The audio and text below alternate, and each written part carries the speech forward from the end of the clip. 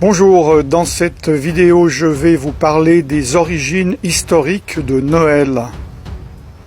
Cette célébration commence il y a bien longtemps, bien avant l'Empire romain. Nous voyons déjà l'origine à l'époque de Nimrod. Nimrod, le constructeur de la tour de Babel, et à cette époque, le 25 décembre, c'est l'anniversaire de Tammuz, fils de Nimrod, considéré comme le premier antichrist. Nimrod épousa sa propre mère, dont le nom était Sémiramis. Après la mort de Nimrod, Sémiramis affirma qu'un conifère mature avait poussé en une nuit d'une souche d'arbre mort. À chaque anniversaire de sa naissance, elle affirmait que Nimrod visiterait l'arbre à feuilles persistantes et y laisserait des cadeaux. Le 25 décembre était donc cet anniversaire. Nimrod, donc, que l'on peut appeler également le Seigneur de Noël. En Égypte également, c'est la célébration du culte du dieu soleil, Ré ou Ra, et d'Osiris, dieu de la fertilité. En Perse, c'est le culte du dieu soleil Mitra.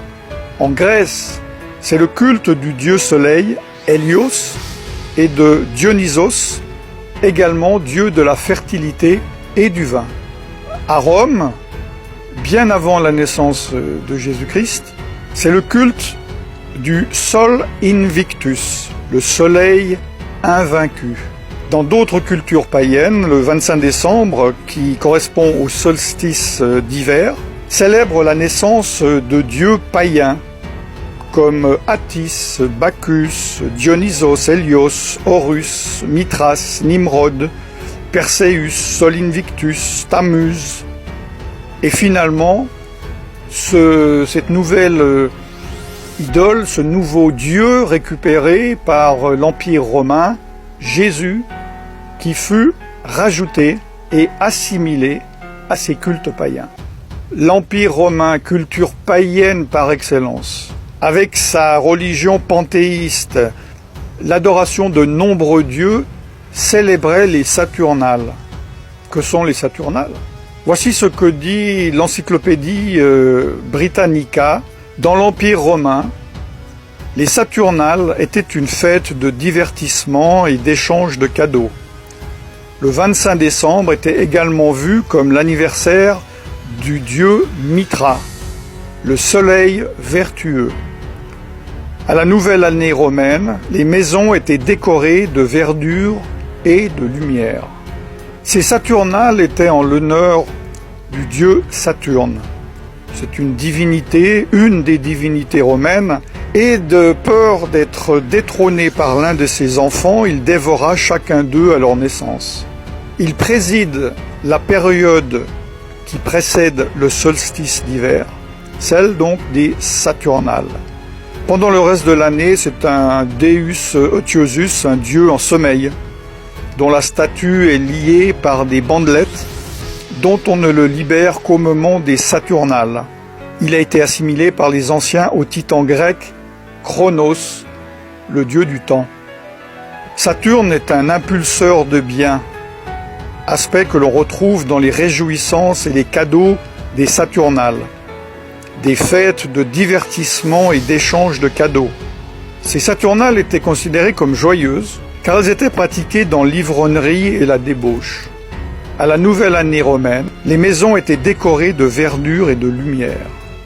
La nouvelle religion romaine, fraîchement créée par l'empereur romain Constantin, a mélangé les pratiques et les croyances de la Bible avec celles occultes de son empire, et il a adopté et adapté cette fête païenne. Cela s'appelle le syncrétisme.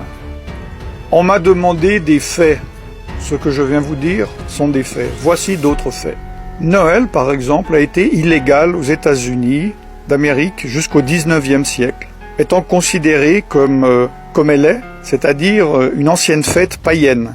Vous pouvez voir sur le panneau en anglais que je traduis « Avertissement public », l'observation de Noël ayant été jugé comme un sacrilège, l'échange de cadeaux, de célébrations, l'habillement fin et d'autres pratiques sataniques similaires sont interdites. Autre fait, au XIXe siècle, en Grande-Bretagne, Charles Spurgeon, surnommé le prince des prêcheurs, une personne appréciée par tous les protestants, les évangéliques et les pentecôtistes. C'est une référence dans ce milieu. C'est moi je dirais, un revivaliste avant son temps. Il écrit « Ceux qui suivent la coutume de célébrer Noël ne suivent pas la Bible, mais des cérémonies païennes. » Autre fait, tous les historiens et les érudits de la Bible s'accordent à dire que Jésus n'a pas pu naître en décembre.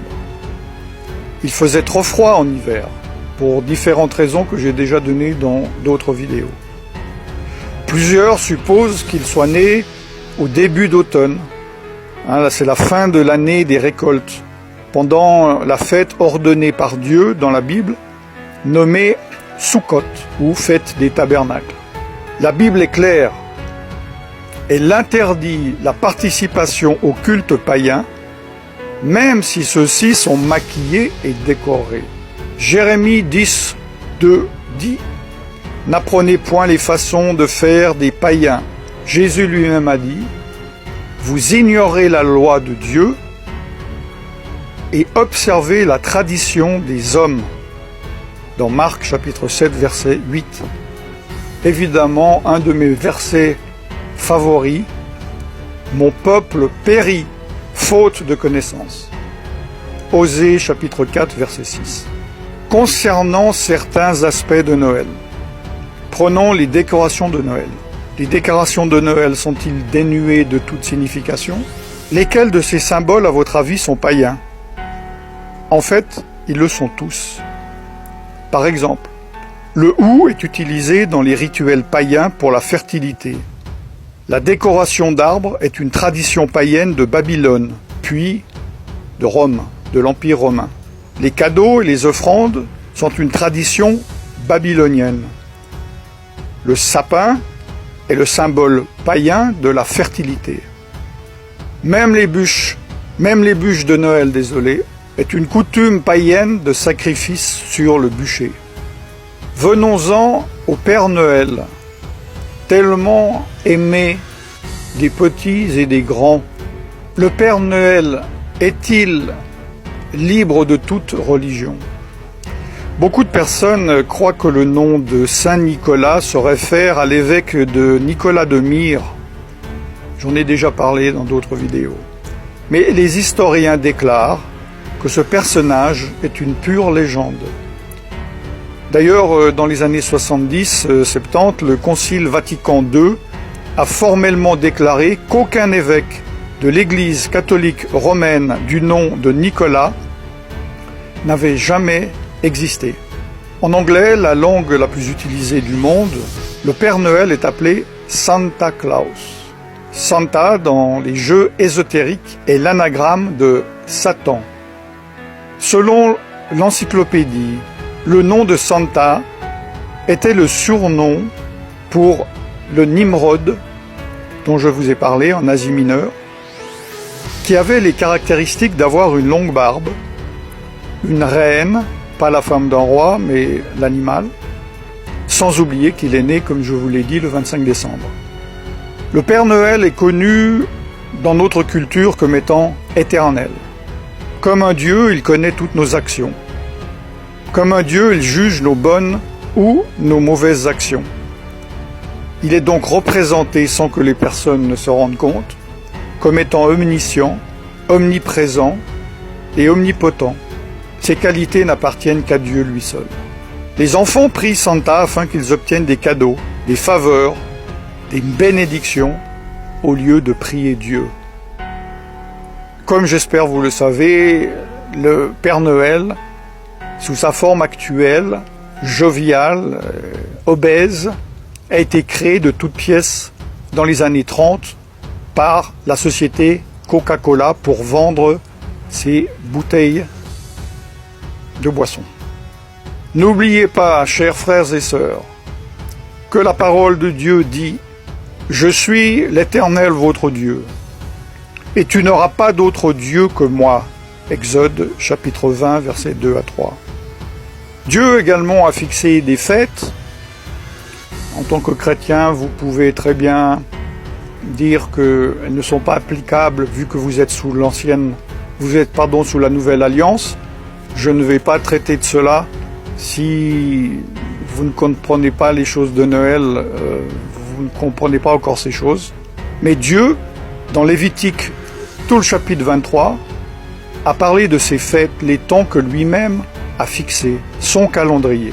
Le calendrier du Dieu dont vous dites être son enfant. Pourquoi vous rassemblez-vous dans le calendrier que Satan a fixé, au lieu de vous rassembler dans le calendrier que Dieu a fixé?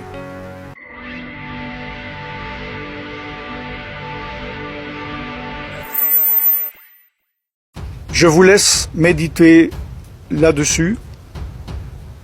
À partir de ce jour, vous ne pourrez plus dire que vous ne saviez pas.